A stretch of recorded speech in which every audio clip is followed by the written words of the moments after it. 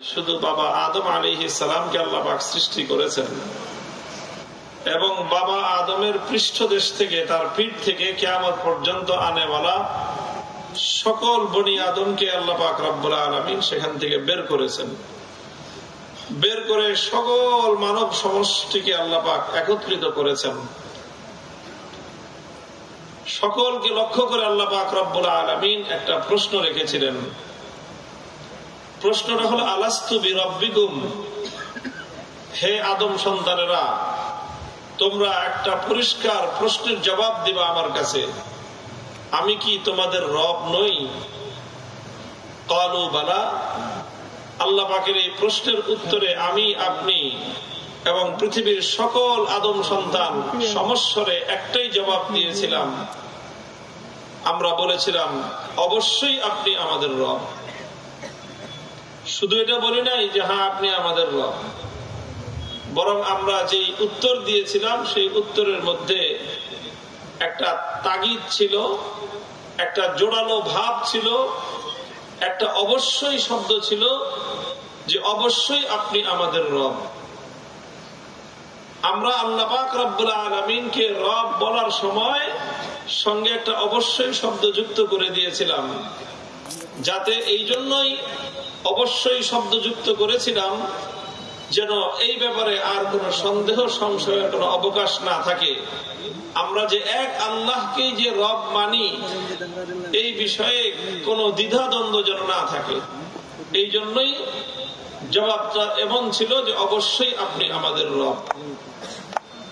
এখানেই শেষ নয়, এরপর আল্লাহ পাক রব্বুল আলামিন বললেন, শাহিদনা আন তাকুলু ইয়াউমাল কিয়ামাতি ইন্না কুন্না আন হাযা গাফিলিন।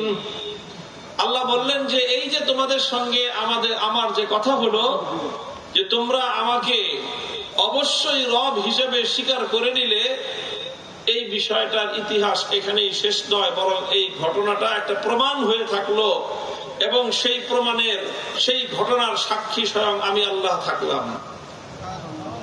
কেন থাকলাম আমি আল্লাহ? এই ঘটনার সাক্ষীর প্রয়োজন কি? ঘটনা ঘটে গেছে, আমরা স্বীকার করেছি আল্লাহ আপনি আমাদের রব। আবার এই ঘটনার সাক্ষী সুবুতের প্রয়োজনটা কি?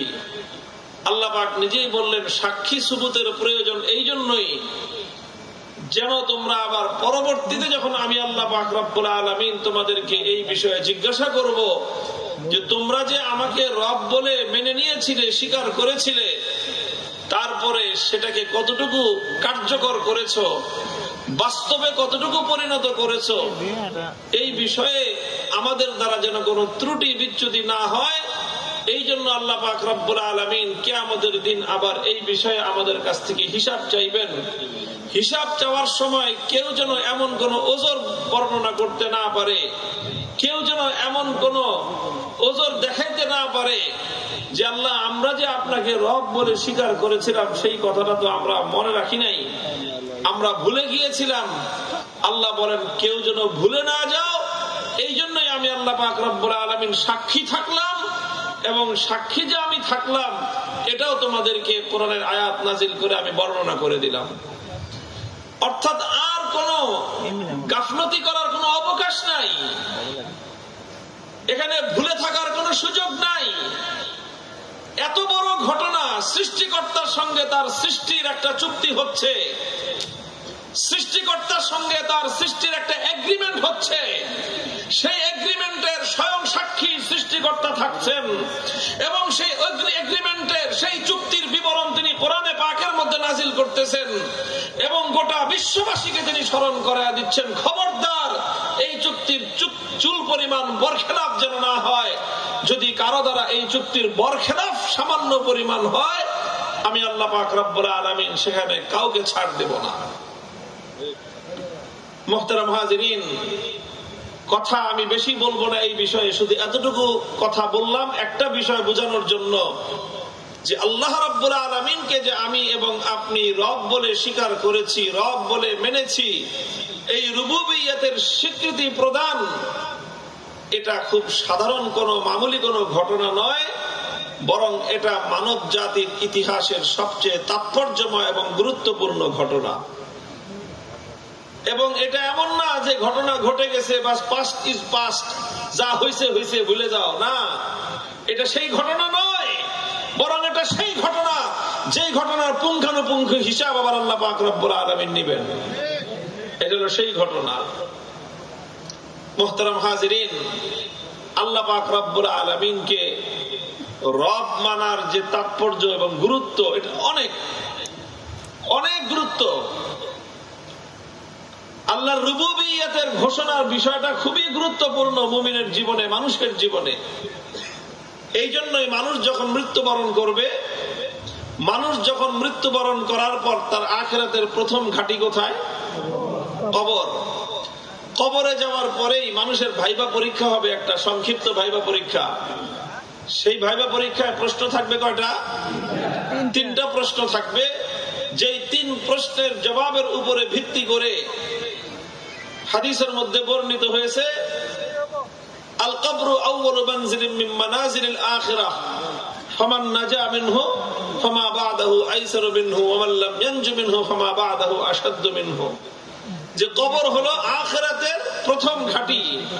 যে ব্যক্তি কবরের পরীক্ষায় উত্তীর্ণ হতে পারবে, এর পরবর্তী যত ঘাঁটি তার থাকবে সব ঘাঁটিগুলো তার জন্য সহজ এবং সহজতর হয়ে যাবে।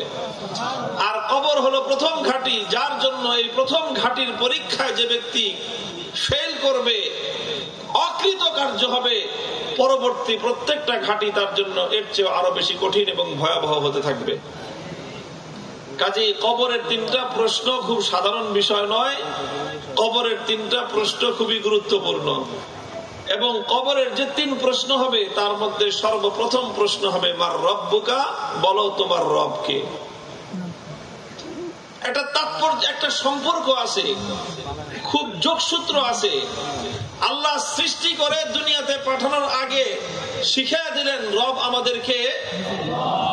এরপরে আল্লাহ পাক রব্বুল আলামিন মৃত্যুর পরে সর্বপ্রথম আল্লাহর কাছে যাওয়ার পরেই সর্বপ্রথম আখিরাতের প্রথম ঘাঁটির প্রথম প্রশ্ন হবে মার রব্বুকা। আল্লাহ যে তোমাকে স্মরণ করায় দিয়েছিলেন, সবক পড়ায় দিয়েছিলেন তোমার রব হলো আল্লাহ, সেই কথাটা তুমি তোমার জীবনে বাস্তবায়ন এবং কার্যকর করেছিলে কিনা, কবর জগতে প্রথম প্রশ্নের জবাব দাও। তোমার দুনিয়ার জীবনে রব হিসেবে তুমি কাকে মেনেছিলে? একটা সম্পর্ক আছে না নাই? আপনি দুনিয়াতে আসার আগ দিয়ে আল্লাহ পাক তোমাকে সবক পড়ায় দিলেন, শিখায় দিলেন, খবরদার দুনিয়ার রং তামাশায়, দুনিয়ার নানা রকমের ব্যস্ততায়, দুনিয়ার বিভিন্ন ধরনের গোলক ধাঁধায়, দুনিয়ার বিভিন্ন ধরনের প্রভাব প্রতিপত্তিতে, দুনিয়ার বিভিন্ন ধরনের ঝুট ঝামেলায় পড়ে আল্লাহকে রব হিসাবে মানতে যেন ভুলে না যাও। খবরদার, খবরদার। এই কথা বলে দিয়ে আল্লাহ দুনিয়াতে পাঠাইলেন। দুনিয়া থেকে যাওয়ার প্রথম মুহূর্তে আবার আল্লাহ পাকের পক্ষ থেকে প্রশ্ন করা হবে, বলো ওই যে তোমাকে আল্লাহ পাক বলে দিয়েছিলেন রব হলেন আল্লাহ, সেই কথাটা তোমার দুনিয়ার জীবনে মনে ছিল তো? এই জন্যই প্রথম প্রশ্ন হবে মার রব্বুকা, জবাব দে বেটা তোর রব কে ছিল দুনিয়াতে। মুহতারাম হাজিরিন, অনেকে মনে করতে পারেন যে ব্যাপারটা সহজ, বলে দিব রব্বি আল্লাহ, বলে দিব রব্বি আল্লাহ, আমার রব আল্লাহ, আমাদের রব ছিলেন আল্লাহ। প্রশ্ন করবে ফেরেশতা, আমি জবাব দিয়ে দিব আমার রব আল্লাহ। মৌখিক ভাবে শুধুমাত্র আল্লাহকে রব বলে জবাব দিয়ে দেওয়াটাই সেই পরীক্ষায় কৃতকার্য হওয়ার জন্য যথেষ্ট না। ব্যাপারটা এত সহজ না, বরং এই ব্যাপারের সঙ্গে আরো অনেক ব্যাপার সম্পৃক্ত আছে। আমি সংক্ষিপ্ত আলোচনায় আপনাদেরকে একটা কথা বোঝাবো, এখন আপনাদের সামনে উপস্থাপন করার চেষ্টা করব। সেটা হলো এক আল্লাহকে রব মানার অর্থ কি। এক আল্লাহকে রব মানার অর্থ কি? আমরা কি আসলেই সকলে আল্লাহকে রব মানি? প্রশ্নের জবাব দেন। আমরা কি সকলেই এক আল্লাহকে রব মানি? কারা কারা মানেন হাত তুলেন দেখি। আল্লাহ পাক কবুল করেন। নামান, হাত নামান। রব তো সকলেই মানি, তাই না? আচ্ছা, এবার দ্বিতীয় প্রশ্নের জবাব দেন। আল্লাহকে রব বুঝে শুনে মানেন? কারা কারা বুঝে শুনে মানেন হাত উঠান, হাত নামান। যেই পরিমাণ মানুষ এখন হাত উঠাইলেন, কোন প্রশ্নের জবাব দিলেন? আল্লাহকে বুঝে শুনে রব মানেন, তাই বলছেন তো সবাই? মনে রাখেন, আমি আমার কতক্ষণ 10-15 মিনিট আলোচনা করার পরে আবার এই প্রশ্নটা করব যে এতদিন পর্যন্ত কি আপনারা আসলেই আল্লাহকে বুঝে শুনে রব মানছেন কিনা?